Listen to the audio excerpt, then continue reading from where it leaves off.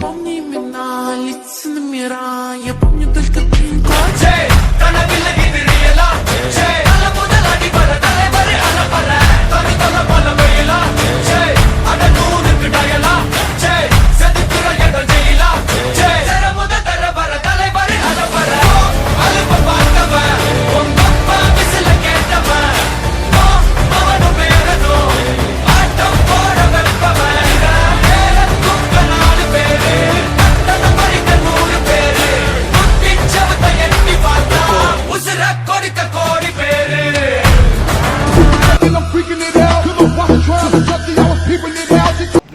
Metre with Bluetooth connection ಎಲ್ಲ ಬರುತ್ತೆ.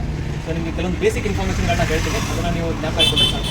First important, ಇದು ಮೀಟರ್ ಸ್ಟಾರ್ಟ್ ಮಾಡಿದಾಗ ಇದು ಫುಲ್ ಒಂದು ರೌಂಡು ರನ್ ಆಗಿಬಿಟ್ಟು ಅದು ಕೆಳಗಡೆಯಿಂದ ರನ್ ಆಗಿಬಿಟ್ಟು ಬರಲಿ. ಅದು ಬಂದಾಗ ನಿಮಗೆ ಲೈಟ್ ಕಾಣಿಸ್ಬೇಕು. ಈ ಲೈಟ್ ಕಾಣಿಸಿದಾಗ ಮಾತ್ರ ಗಾಡಿ ನಿಮ್ಮದು ಸ್ಟಾರ್ಟ್ ಆಗುತ್ತೆ. ಸ್ಟಾರ್ಟ್ ಆದಮೇಲೆ ಆ ಲೈಟು ಆಫ್ ಆಗಬೇಕು. ಇನ್ ಕೇಸ್ ರನ್ನಿಂಗಲ್ಲಿ ಏನಾದರೂ ಲೈಟ್ ಬಂದರೆ ಗಾಡಿನ ಶೋರೂಮ್ ತೊಗೊಂಬನ್ನಿ, ಸಣ್ಣ ಪುಟ್ಟ ಎರರ್ಗಳು ಇರ್ತಾರೆ, ಅದನ್ನು ರೆಕ್ಟಿಫೈ ಮಾಡಿಬಿಟ್ಟು ಬರ್ತಾರೆ. ಯಾವುದೇ ಕಾರಣಕ್ಕೂ ಗಾಡಿನ ಲೋಕಲ್ ವರ್ಕ್ಶಾಪು, ಲೋಕಲ್ ಮೆಕ್ಯಾನಿಕ್ ಹತ್ರ ತೋರಿಸಂಗಿಲ್ಲ. ನಮ್ಮ ಫ್ರೆಂಡ್ ಇದ್ದಾರೆ, ನಮ್ಮ ಬ್ರದರ್ ಇದ್ದಾರೆ, ನಮ್ಮ ಮನೆ ಪಕ್ಕನೇ ವರ್ಕ್ಶಾಪ್ ಇದೆ. ಯಾಕಂದರೆ ಗಾಡಿಗೆ ಹೇಳಿದಂಗೆ 5 ವರ್ಷ ಅಥವಾ 75,000 ಕಿಲೋಮೀಟರ್ವರೆಗೂ ಇಂಜಿನ್ ವಾರಂಟಿ ಇರುತ್ತೆ. ದಯವಿಟ್ಟು ಗಾಡಿನ ಶೋರೂಮ್ಗೆ ನಮ್ಮ ಏನೇ ಕಂಪ್ಲೇಂಟಿಗೂ ಏನೇ ವಿಷಯ ಸರ್ವಿಸ್ ಎಲ್ಲನೂ ಶೋರೂಮಲ್ಲೇ ಮಾಡ್ತೀವಿ. ಇದು ಫಸ್ಟ್ ಇಂಪಾರ್ಟೆಂಟ್. ಎರಡನೇ ಇಂಪಾರ್ಟೆಂಟು, ಗಾಡಿ ಸ್ಟಾರ್ಟಿಂಗ್ ಗೇರಲ್ಲಿದ್ದಾಗ ರೈಟ್ ಸ್ಟ್ಯಾಂಡ್ ಏನಾದರೂ ಕೆಳಗಡೆ ಇದ್ದರೆ ಗಾಡಿ ಆಫ್ ಆಗುತ್ತೆ. ಸೊ ಆಫ್ ಆದರೆ ನಿಮಗೆ ಗಾಡಿ ಸ್ಟಾರ್ಟ್ ಆಗಲ್ಲ. ಸೈಡ್ ಸ್ಟ್ಯಾಂಡ್ ತೆಗಿಬೇಕು, ಇಲ್ಲ ಗಾಡಿನ ನ್ಯೂಟ್ರಲ್ ಮಾಡಬೇಕು. ಎರಡರಲ್ಲಿ ಒಂದು ಮಾಡಿದ್ರೆ ನಿಮ್ಮದು ವೆಹಿಕಲ್ ಮತ್ತೆ. ಸೊ ಹಳೆ ಗಾಡಿಗಳ ಥರ ಮೂರನೇ ಇಂಪಾರ್ಟೆಂಟ್ ಮಾತು ಅಂದರೆ, ಹಳೆ ಗಾಡಿಗಳ ಥರ ರಿಸರ್ವ್ ನಾಬ್ ಬರೋಲ್ಲ. ಯಾವಾಗಲೂ ನೀವು 1 ಪಾಯಿಂಟ್ ಪೆಟ್ರೋಲ್ ಮೇಂಟೈನ್ ಮಾಡಲೇಬೇಕಿದೆ. ಇದರಲ್ಲಿ ಆಲ್ರೆಡಿ 2 ಲೀಟರ್ ಪೆಟ್ರೋಲ್ ಇರುತ್ತೆ, ಬಟ್ 2 ಲೀಟರ್ ಪೆಟ್ರೋಲ್ ನಿಮಗೆ ಇಲ್ಲಿ ಇದನ್ನು ತೋರಿಸೋದಿಲ್ಲ. ಸೊ ಹಾಗಾಗಿ ನೀವು ಫಸ್ಟ್ 1 ಪಾಯಿಂಟ್ ಪೆಟ್ರೋಲ್ನ ಯಾವಾಗಲೂ ಮೇಂಟೈನ್ ಮಾಡಬೇಕು. ಇದು ಮೂರನೇ ಇಂಪಾರ್ಟೆಂಟ್ ಪಾಯಿಂಟ್. ನಾಲ್ಕನೇದು, ಆದಷ್ಟು ಇದಕ್ಕೆ ಪವರ್ ಪೆಟ್ರೋಲ್ ಹಾಕ್ಸ್ಕೊಳ್ಳಿ. ಪವರ್ ಪೆಟ್ರೋಲ್ ಇದ್ದರೆ ಬೆಸ್ಟ್ ಫಾರ್ ದಿಸ್. ಸಿಗಲಿಲ್ಲ ಅಂತ ಕೇಸಲ್ಲಿ ನಾರ್ಮಲ್ ಪೆಟ್ರೋಲ್ನ ಯೂಸ್ ಮಾಡಿ. ಗಾಡಿ ಜೊತೆ ಬರೋ ಬ್ಯಾಟ್ರಿ 1 ವರ್ಷ ವಾರಂಟಿ ಇರುತ್ತೆ. 1 ವರ್ಷದ ಬ್ಯಾಟ್ರಿಗೆ ಏನಾದರೂ ಪ್ರಾಬ್ಲಮ್ ಆದರೆ ಪೀಸ್ ಟು ಪೀಸ್ ನಿಮಗೆ ರಿಪ್ಲೇಸ್ಮೆಂಟ್ ಬರುತ್ತೆ. ಗಾಡಿ ಜೊತೆ ಬರೋ ಇನ್ಶೂರೆನ್ಸ್ 5 ವರ್ಷದ ಇರುತ್ತೆ. 1+4 ಮೊದಲನೇ ವರ್ಷ ಫಸ್ಟ್ ಪಾರ್ಟಿ ಇರುತ್ತೆ, ಮಿಕ್ಕಿರೋ 4 ವರ್ಷ ಥರ್ಡ್ ಪಾರ್ಟಿ ಇರುತ್ತೆ. ಫಸ್ಟ್ ಪಾರ್ಟಿ ನೀವು ಪ್ರತಿ ವರ್ಷ ರಿನ್ಯೂವಲ್ ಮಾಡ್ಕೊಳ್ಬೇಕು. ಹೇಳಿರೋ ಥರ ಗಾಡಿಯಲ್ಲಿ 5 ವರ್ಷ ಇನ್ಶೂರೆನ್ಸ್ ಬರುತ್ತೆ, ಇಂಜಿನ್ ವಾರಂಟಿ ಬರುತ್ತೆ. 5 ವರ್ಷ 75,000 ಕಿಲೋಮೀಟರ್. ಸೊ ಸರ್ವಿಸ್ ಎಲ್ಲನೂ ಶೋರೂಮಲ್ಲೇ ಮಾಡಿಸ್ಕೋಬೇಕು. ಇಗ್ನಿಷನ್ ಆನ್ ಮಾಡಿ ಗಾಡಿ ಸ್ಟಾರ್ಟ್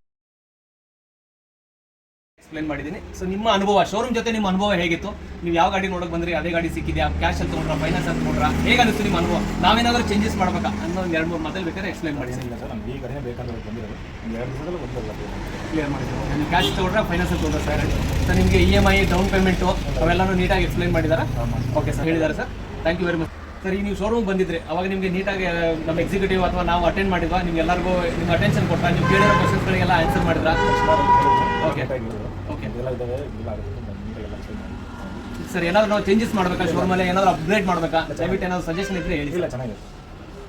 ಲೋನ್ ಬುಕ್ ಮಾಡಿಸ್ಕೊಟ್ಟು ಅದನ್ನೇ ಸರ್ ಹೇಳಿ, ನಿಮ್ಗೆ ಏನು ಅನ್ಸುತ್ತೆ ನೇರವಾಗಿ ಹೇಳಿ. ಯಾಕಂದರೆ ಸುಮಾರು ಜನ ನೋಡ್ತಾರೆ.